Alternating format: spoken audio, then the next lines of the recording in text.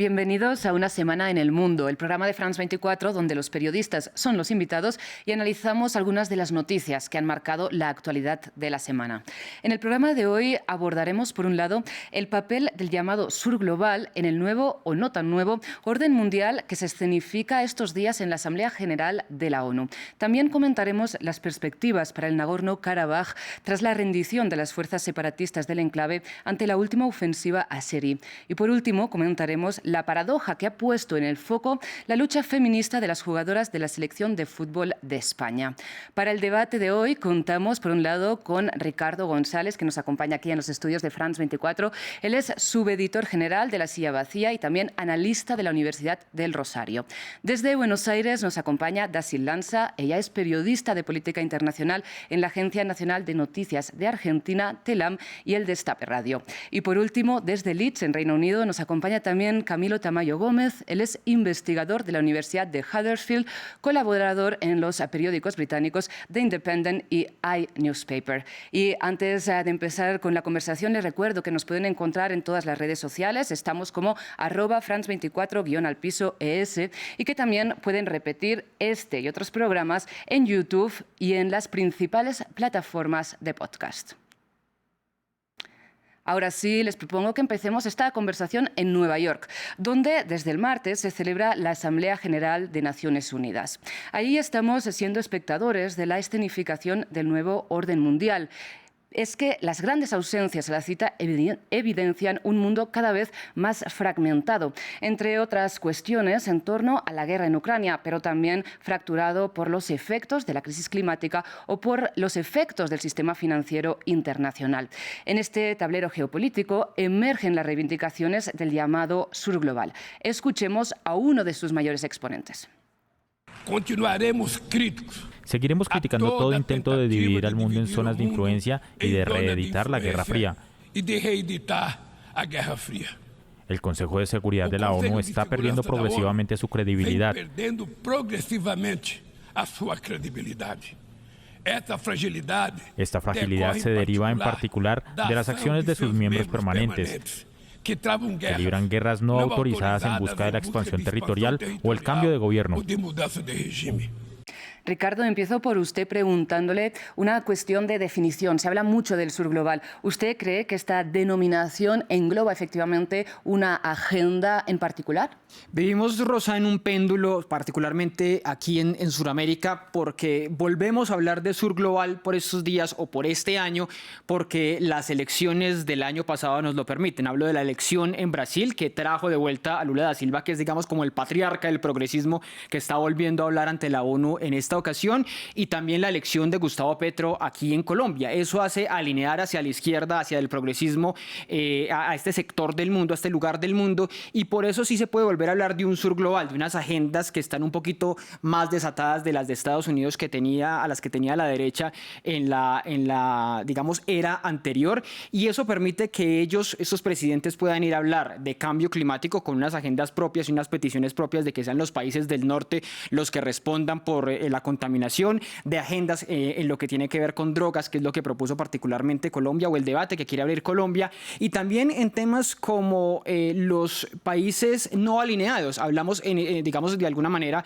la comparación que hizo Gustavo Petro entre Ucrania y Palestina. Dice que si se habla de Ucrania, también se tiene que hablar del conflicto de Palestina, o los bloqueos que pidieron los tres presidentes, Boric, Lula y Petro, de levantar a Venezuela y a Cuba. Así que hay una agenda, por supuesto, un Sur Global, digamos, que vuelve a reivindicarse en esta Asamblea de las Naciones Unidas. Precisamente apuntaba a esta posición de no alineamiento de estos países respecto a la guerra en Ucrania, y se ha considerado que Volodymyr Zelensky o Joe Biden en Naciones Unidas han querido convencer a estos países. Dacil, voy con usted. ¿Cuáles son los intereses de este llamado Sur Global respecto a este posicionamiento en la guerra de Ucrania?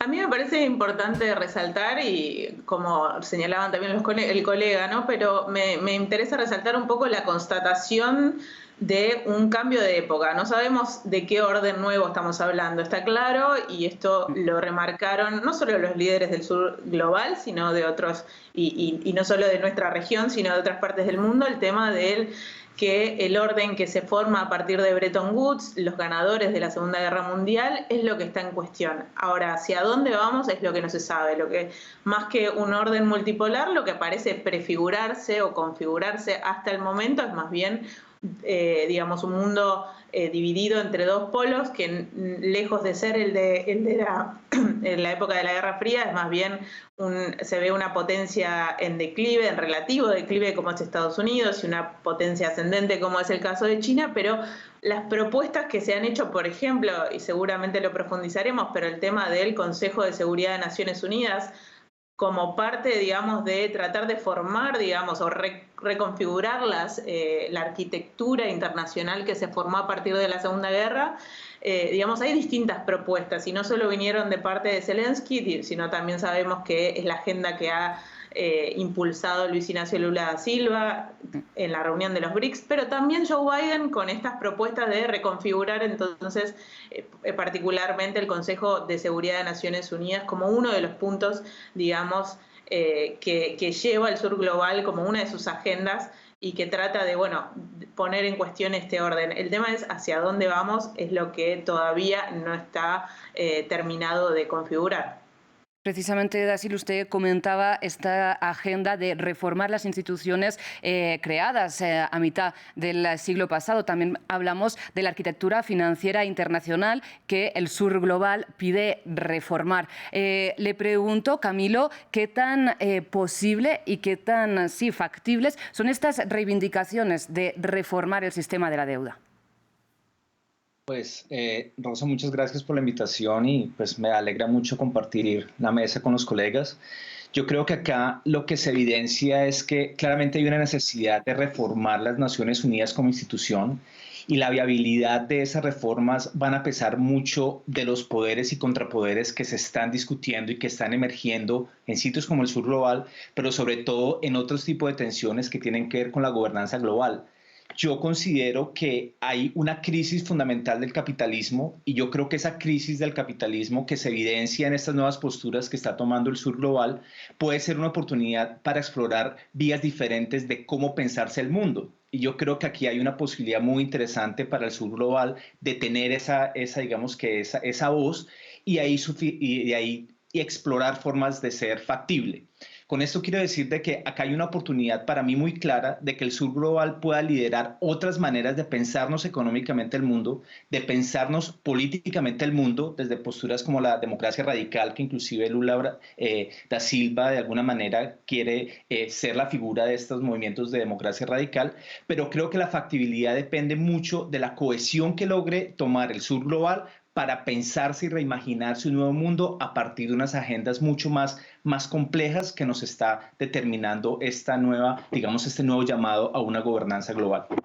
Ricardo, le pregunto, viéndolo desde aquí, desde Colombia, ¿qué puede poner sobre la mesa el sur global para lograr esta transformación que le favorezca en su agenda? Pues hay una agenda clara que se intenta llevar desde Colombia, y es la relacionada con el cambio climático. Es un tema del que habla el presidente Biden, del que habla el presidente Lula y del que habló el presidente Petro, que fueron esos tres primeros presidentes que intervinieron en la inauguración de la Asamblea el martes pasado. Y planteaba en particular Petro aquí en Colombia, y lo hizo desde el año pasado, esa idea de cambiar deuda de estos países en vía de desarrollo por acción climática, por búsqueda de cuidar la Amazonía, por ejemplo. Sin embargo, hay unas dificultades, Rosa, que son indiscutibles entre lo que plantean Lula y lo que plantean Petro. Estuvieron reunidos en Brasil hace un par de meses tratando de ponerse de acuerdo sobre si emitían una declaración sobre frenar en este lado del mundo la exploración de hidrocarburos, y ese acuerdo, esa declaración no se pudo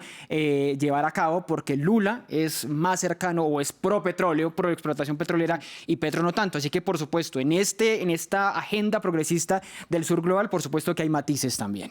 Claro, porque Dasil, por ejemplo, el ejemplo reciente que ha hecho Ecuador de cambiar deuda por la protección de las Galápagos no ha estado exenta de crítica tampoco.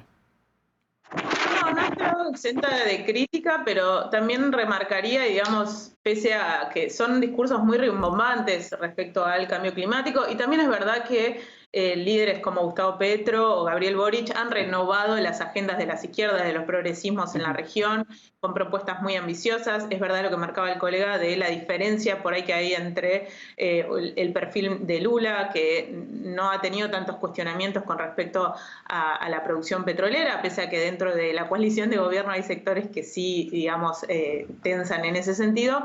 Pero remarcaría también la cuestión de que estamos viendo en la región desde hace varios años, digamos, una actitud pendular, digamos, respecto a la elección de los electores de las poblaciones locales y cómo estas agendas a veces tienen un impulso y ante un cambio de gobierno terminan lamentablemente digamos, corrida. Y hablo de la agenda no solo del cambio climático, sino de toda la Agenda 2030, que sabemos que hay movimientos de derecha y de extrema derecha en Chile, en Argentina, en Brasil, que justamente ponen el foco de la crítica sobre estas agendas. Entonces, también hay muchas resistencias al interior y no solo de la negociación del sur global con el norte global. Precisamente quería, para cerrar este bloque, Camilo, abordar esta relación sur-norte y la relación precisamente de este sur global con grandes potencias como son China o Rusia, que están ganando influencia, si alguna vez la han perdido en estos territorios. Le pregunto, ¿estas relaciones son más bien pragmáticas, ideológicas?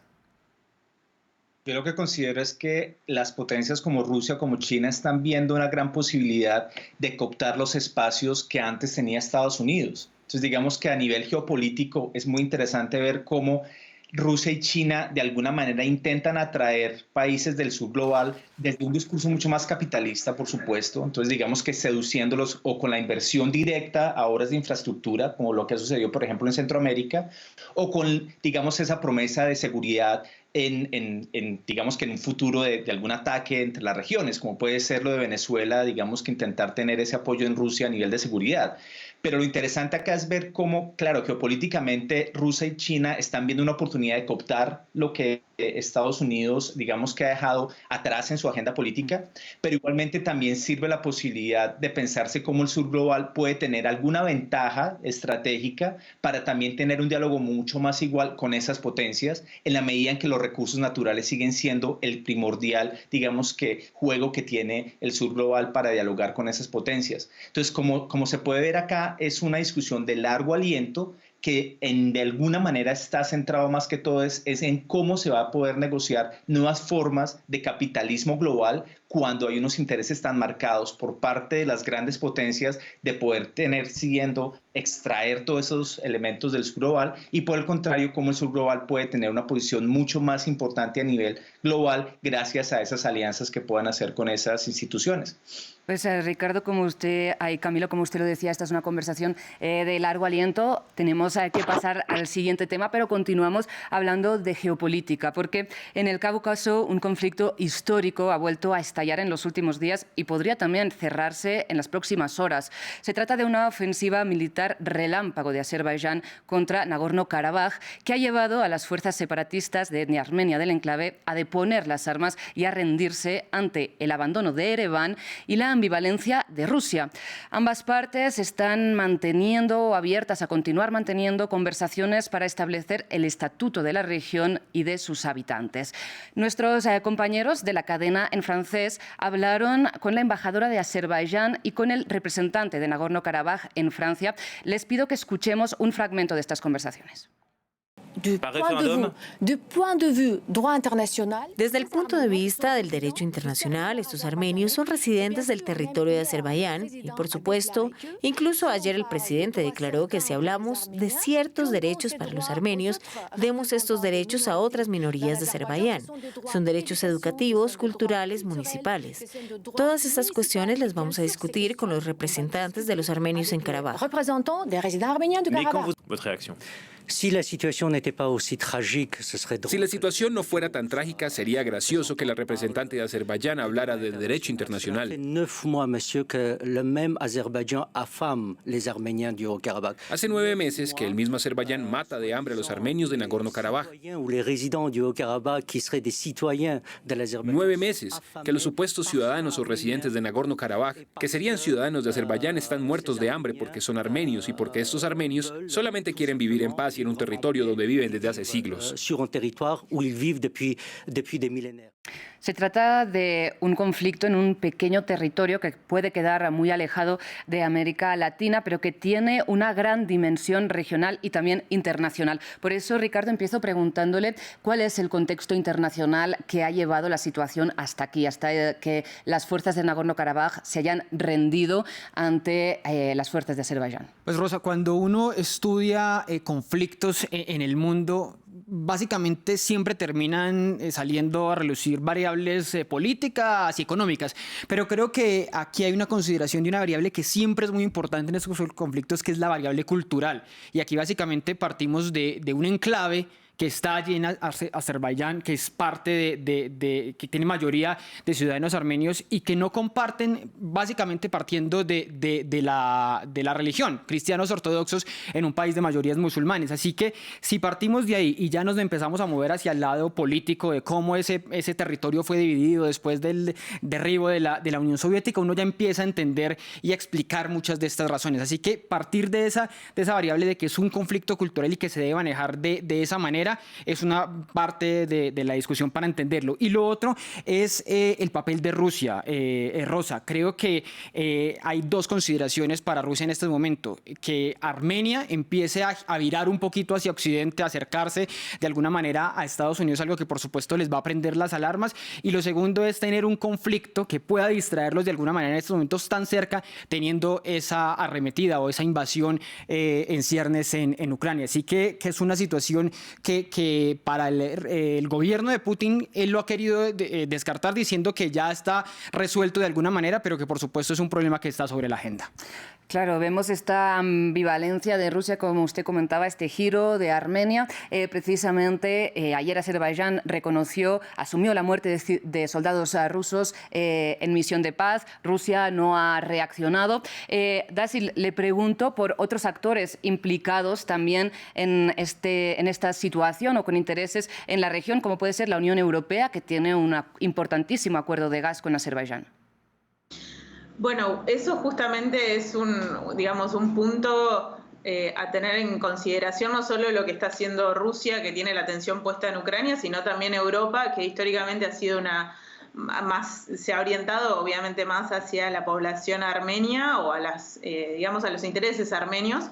Lo cierto es que en este contexto de guerra, de escasez y de reconfiguración de los proveedores de insumos críticos como el tema energético, tan importante para Europa en este momento, después de que justamente Rusia condicionara su envío de gas a Europa. Lo cierto es que Europa ha propiciado acuerdos con Azerbaiyán, acuerdos energéticos muy importantes y que justamente hacen suponer de que no termine interviniendo como un actor, mediador importante en este conflicto. Al menos es lo que se presume por ahora, ¿no?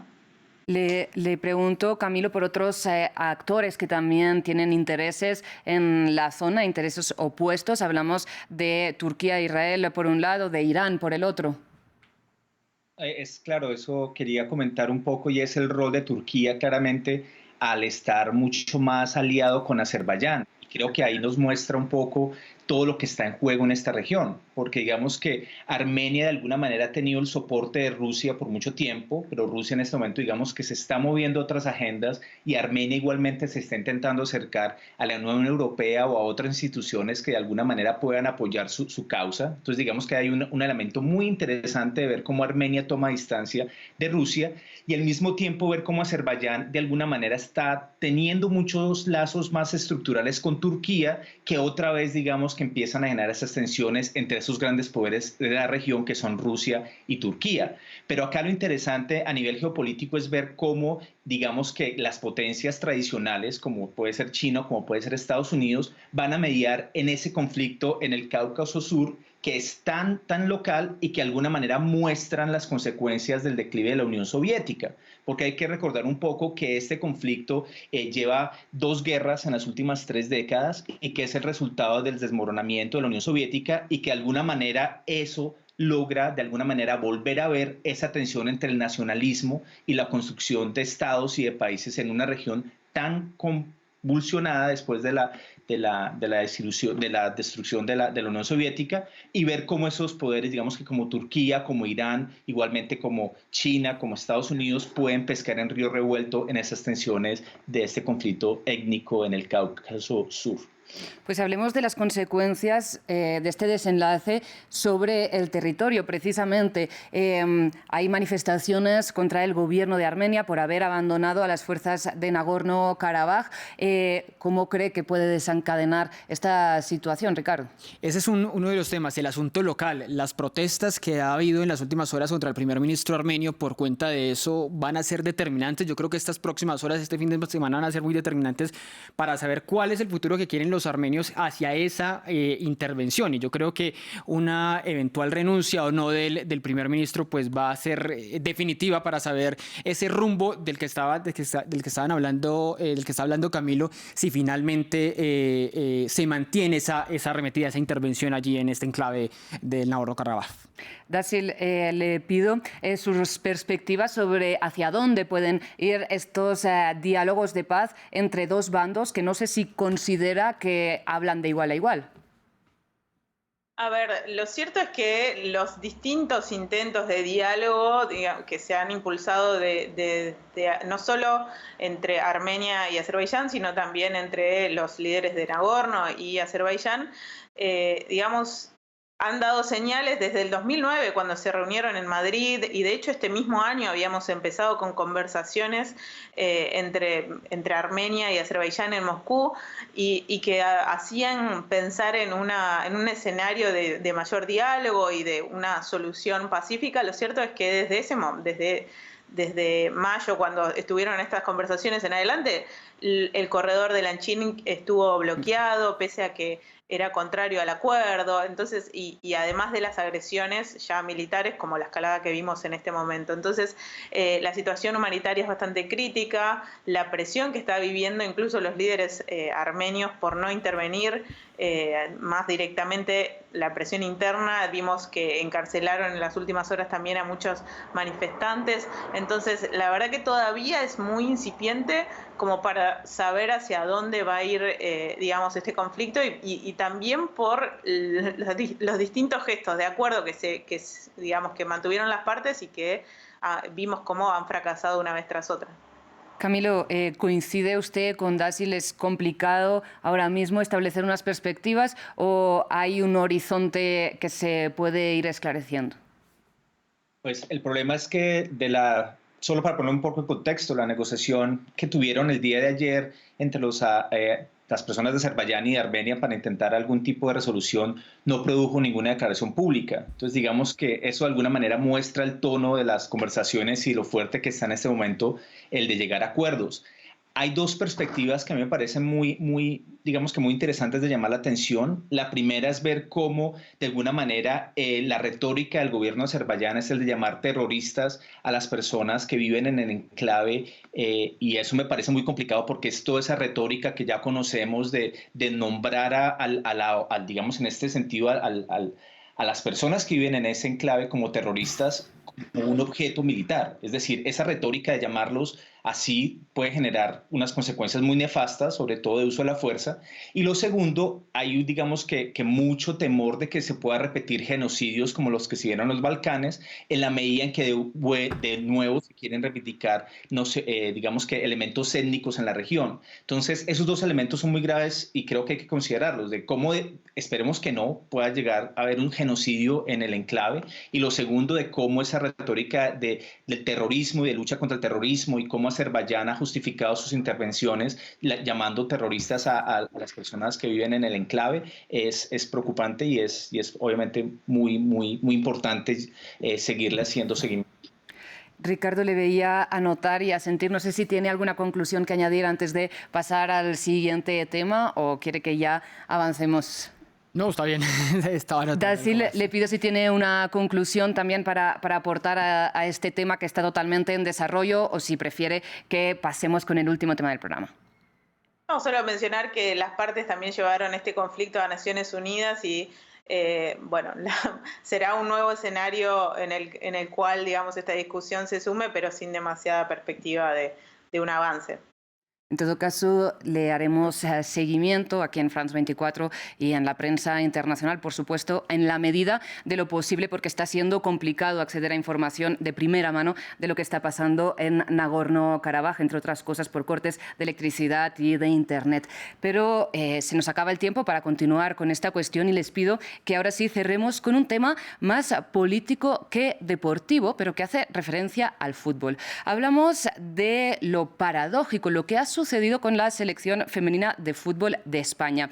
Y es que el fútbol femenino ha estado bastante invisibilizado como consecuencia de una desigualdad estructural en cuestión de género, pero precisamente esta desigualdad es la que permitió que el presidente, ya de hecho expresidente de la Federación Española de Fútbol, se sintiera impune por dar un beso en la boca no consentido a una de las jugadoras.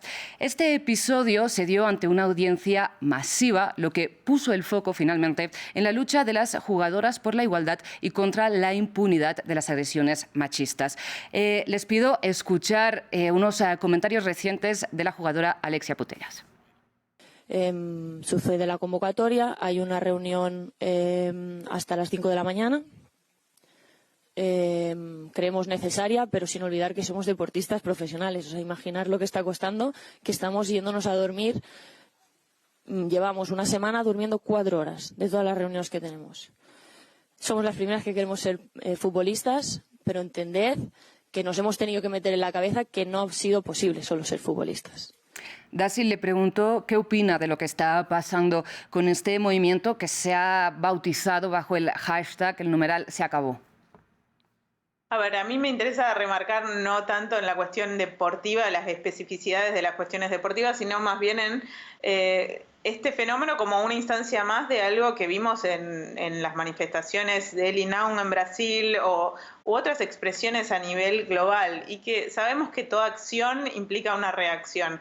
O sea, y esto lo vimos desde el momento mismo en que el autor de ese beso no consentido dio su primera justificación. Desde ese momento ya vemos cómo la reacción y un montón de expresiones de apoyo hacia su persona, digamos, está latente. Y también vemos cómo, por un lado, si bien, por ejemplo, Suecia empezó a decir que esto es las jugadoras de Suecia también salieron a apoyar y decir que esto es una lucha global, también vemos cómo al interior del grupo a veces algunas, se manifiestan algunas divisiones al interior. Entonces, estar atentos también no solo a que a veces los movimientos que se impulsan, digamos, y que son sumamente legítimos y necesarios, como este tipo de expresiones, también hay que estar atentos a que puede venir una reacción contraria, en el sentido contrario. Claro, el reaccionismo que vemos, sí, como Dasil apunta, en muchos ámbitos de la sociedad, en muchos países.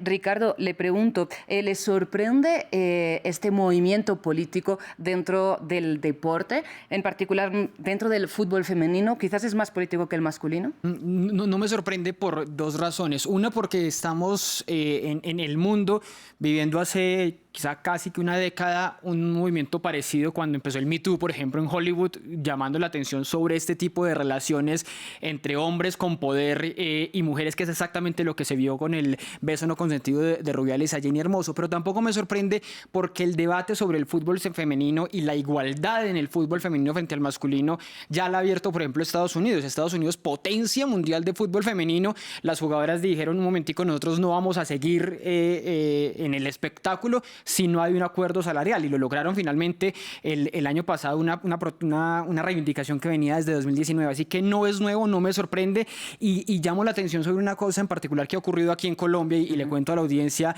de France en todo el continente, y es que la Superintendencia de Industria y Comercio esta semana en Colombia le ha dicho a la Federación Colombiana de Fútbol que va a investigarla por discriminación al fútbol femenino. O sea, las autoridades en el país también están llamando la atención por ello, porque dicen los contratos de las mujeres son muy diferentes a los contratos de los hombres, por lo menos en la liga local. Así que, por supuesto que hay una gran cruzada en el mundo para que el fútbol femenino sea también visto con la misma empuje y el mismo espectáculo que tiene el fútbol masculino, el Mundial de la FIFA, por ejemplo.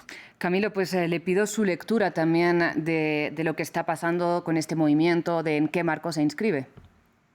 Yo creo que acá hay que revisar un poco el contexto sociopolítico en España de cómo esta esta controversia se inserta, y es que hay que recordar dos elementos muy importantes. Lo primero es el contexto sociopolítico que un partido de derechas como Vox está introduciendo en las discusiones públicas en España, y cómo muchas personas han visto que ha emergido una tensión entre todos estos discursos, sobre todo de grupos políticos de derecha, de atacar a las feministas, de atacar a las personas que reivindican derechos de género, llamándolas feminazis o llamándolas promotoras digamos que de ideologías de género, y cómo, digamos, que esto que sucede con la selección española es de alguna manera una forma para hacerle una contraparte a esos discursos que grupos políticos como Vox están intentando tener en la arena pública en España. Entonces yo lo que creo ahí, ese primer contexto, como que es muy interesante ver cómo esto se inserta en la discusión política en España ahorita, digamos que con el ascenso de este grupo de derecha Vox, y que de alguna manera lo que sucede en la selección española puede ayudar a que el movimiento feminista tome más voz y la sociedad en general contra estas agendas de derecha. Y lo segundo, que ver que España es uno de los países más avanzados en legislación de género, digamos que de apoyo a reivindicaciones de género, y ver cómo entonces de alguna manera esto que sucede con la selección española puede también de alguna manera ayudar a que se siga discutiendo públicamente cómo la centralidad de las nuevas feminidades y los elementos que deben configurar una sociedad más justa desde género tienen que volver a ser debatidos públicamente. Y creo que esto es una oportunidad de oro para volver otra vez a debatir a cómo el machismo está completamente destruyendo las sociedades en la medida en que no hay un respeto directo a los derechos humanos de personas de diversos géneros, pero sobre todo cómo esto alimenta un debate mucho más sano, digamos, y mucho más plural de cómo lograr respetar los derechos humanos en una sombrilla mucho más global. Daciel, ¿qué opina usted?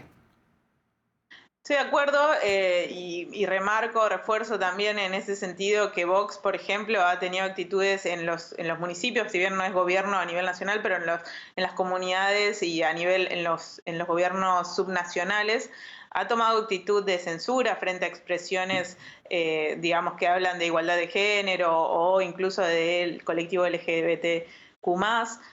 Incluso a nivel de directores y actores españoles se han manifestado en contra, y en ese sentido, digamos, mi pregunta es más bien qué va a pasar, digamos, cómo dialogan estas posiciones, ¿no? Porque vamos hacia un mundo cada vez más dividido en clústeres y donde las posiciones se retroalimentan o confirman sus percepciones en mundos que no dialogan con una posición diferente, ¿no? Entonces, y eso en España lo hemos visto en distintos temas que justamente se terminan polarizando entre Vox y el gobierno liderado por Pedro Sánchez, pero bueno, creo que es un problema de la época, cómo dialogan las posiciones a veces tan diferentes. Y hay esta reacción y contrarreacción a la que usted apuntaba en la primera intervención en este tema. Ricardo, cierro con usted este bloque. ¿En qué cree que debemos tener puesta la mirada para ver si este fenómeno, este movimiento tiene sus efectos a largo plazo? Yo creo, y era un aspecto que hablaba ahorita en el tema anterior, y es el tema cultural. Yo creo que el mensaje que se está enviando